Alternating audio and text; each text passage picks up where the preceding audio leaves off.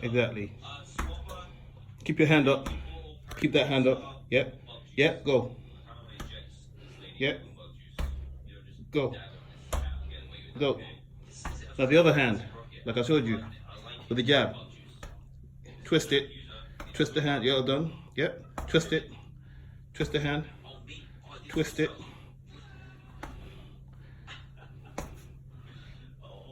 That's good. Hey yo, Nas, don't make me send that little nigga with you to hell too. Shorty, if they sending you at me, they must want your punk ass dead. They just don't know how to tell you.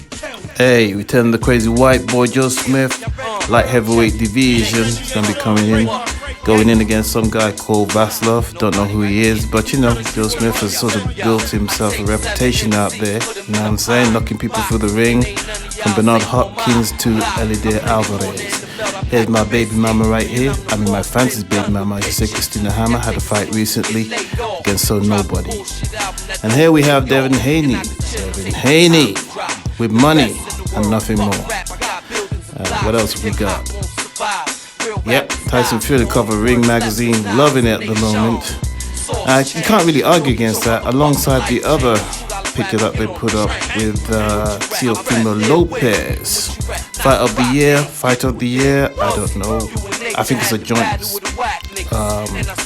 joint award or some sort of thing like that. But anyway, it is what it is. Let's move on. We're going to talk about a few things. We're going to talk about Canelo Alvarez later in this video. For the moment, let's just have some fun. Oh yeah, let's not forget about Joe Joyce. Gave Daniel Dubois first loss. I don't know whether he can do any better than that though. I mean, Daniel Dubois was a bit of a hype job in my opinion, but it is what it is.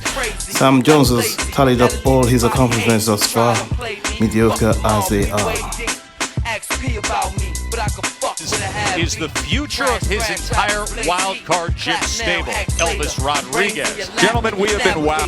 My nigga Nas got haters. That's what I'm here for. Move them all out, we got a clear wall. Right up the road to the bank, I don't hear y'all. I'm waiting you to go to sleep so I can hear y'all. Tear y'all out the frame, here y'all. Here comes some more rap stars to add to your collage. Y'all niggas don't want none, Paul. No nigga, one nigga, two nigga, three. None of y'all niggas can't fuck with me. They go four nigga, you want to five see in a nigga, pro six fighter. nigga, She's six. athletic, Seven she's niggas long, never she's heard lean, flow has a like good this. jab. No nigga, one nigga, two nigga, three. None of y'all niggas can't fuck with me. They go four nigga, five nigga, six niggas bleed. None of y'all niggas squeeze ratchets like me.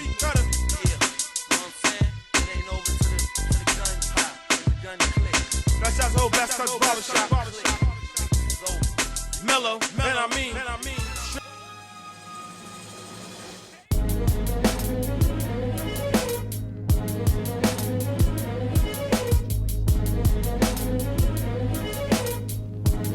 Now I'm thinking of dumping my fantasy baby mama in Christina Hammer for this new lady over here. Quite young, so you know, it might sound a bit perverse.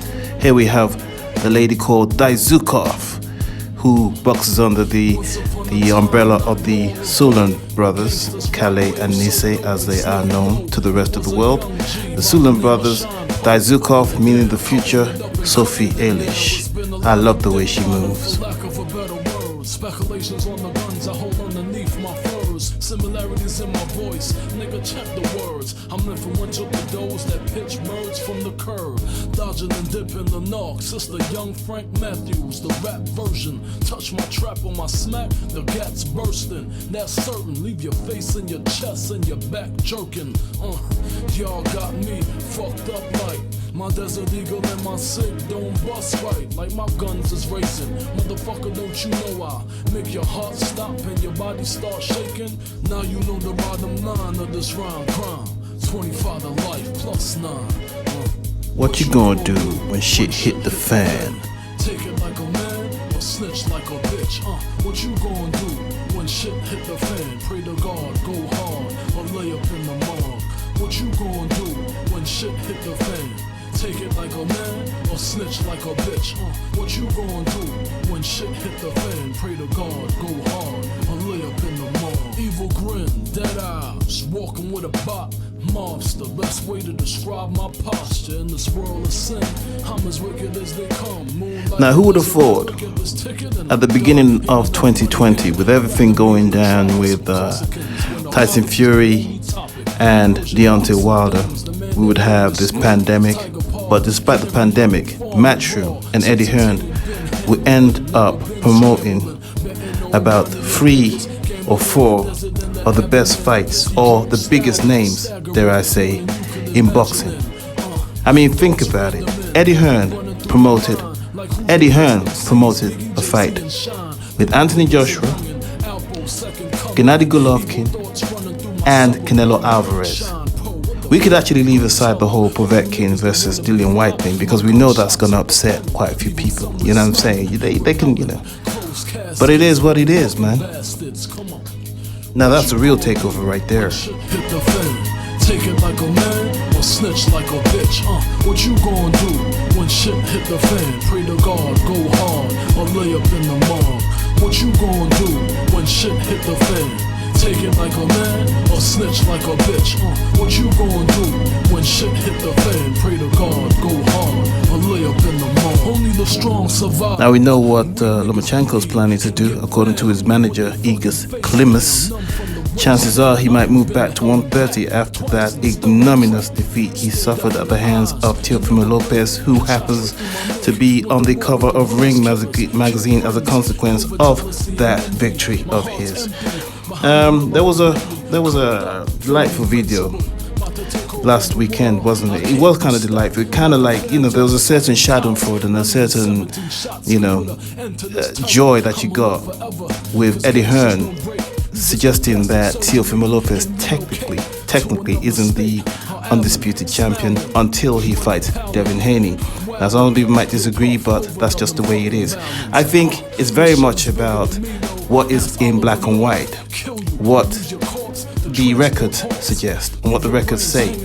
The records say that Canelo Alvarez is number 1 pound for pound, but in all honesty, it's a little bit more complex and detailed than that. There's lots of asterisks here and there, but that's by the by. I think we've got to a point right now where we all recognize that these things hardly matter in the long run.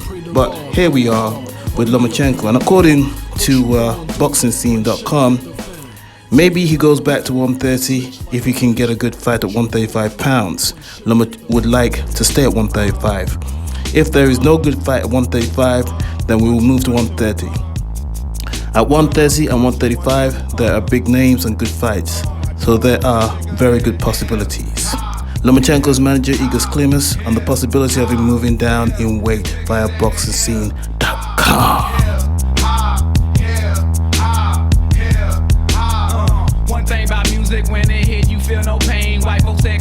Yeah, so here you have Michael Benson putting up another clip, another tweet, another quote from the Anthony Joshua interview they had recently.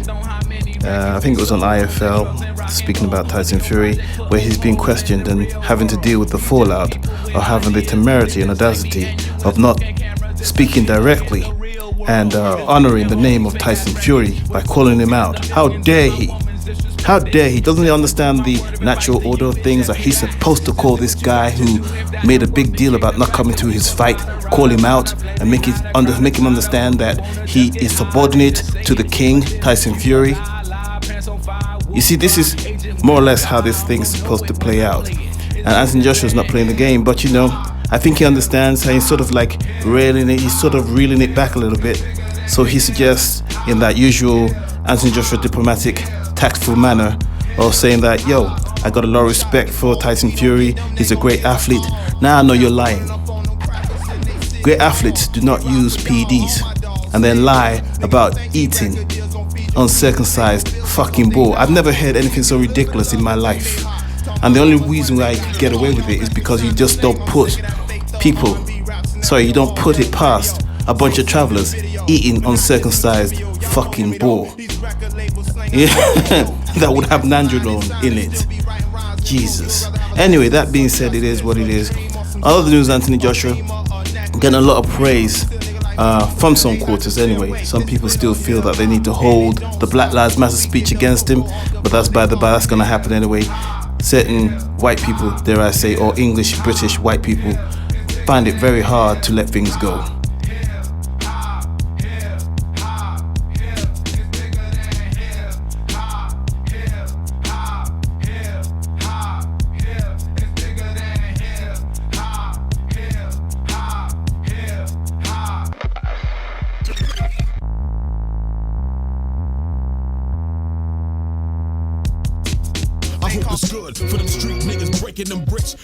So, that being said though, Anthony Joshua is getting praised for his contribution to England boxing, and I like England boxing though. It's a very positive organisation, very, very positive organisation. I wanted to make a video about it earlier actually, to be honest, because I have a few clips and I might still do it. They put out a lot of positive sayings and quotes, and the images that they put up of the youth boxing. You could see the sheer delight and the triumph that these kids get. I mean, I'm talking about small kids get when they've won a boxing match in the amateurs. So England boxing definitely is an institution that needs to be kept in place. Oh, continuing on with the Anthony Joshua story, as a matter of fact, I forgot about this, but Mike Carpenter reports that Anthony Joshua's fight against Kubrat Pulev did about 600,000 buys and could touch on 700,000. That's a big leap though, of about 100,000, so I don't know how accurate he is there. However, we do know that Anthony Joshua does good numbers. If he is doing numbers around the 500,000, past the 500,000, okay, that's still good. And that's after, okay, there was this furore and this outburst, this fake outburst, as a matter of fact, because I knew it was fake, that they weren't going to pay for it because, you know, Sky Sports had the temerity, the sheer gall to raise the price of the pay-per-view during the pandemic from £19, 19.95 to £24.95. An increase, a disgraceful increase of about £5. But despite that, they still did numbers. And you know what's really interesting? Despite it all, they're still going to... If he goes into a fight with that fucking cunt, Tyson Fury, he still has to give him 50-50. I'll tell you, there is no justice. There is no fucking justice. And lastly, in what some might consider to be a brilliant response by Terence Crawford, or, in other words, the ultimate fuck you to Errol Spence by Terence Crawford, Michael Benson references, I'd say quote, but I'm not sure how accurate he is, but nevertheless, I think he's quoting Terence Crawford, and he puts up a tweet saying Terence Crawford and Errol Spence saying he'll have to take 60-40 or 70-30. I just laugh. Maybe that car wreck knocked a couple of screws loose. It's laughable to me. Dude is funny.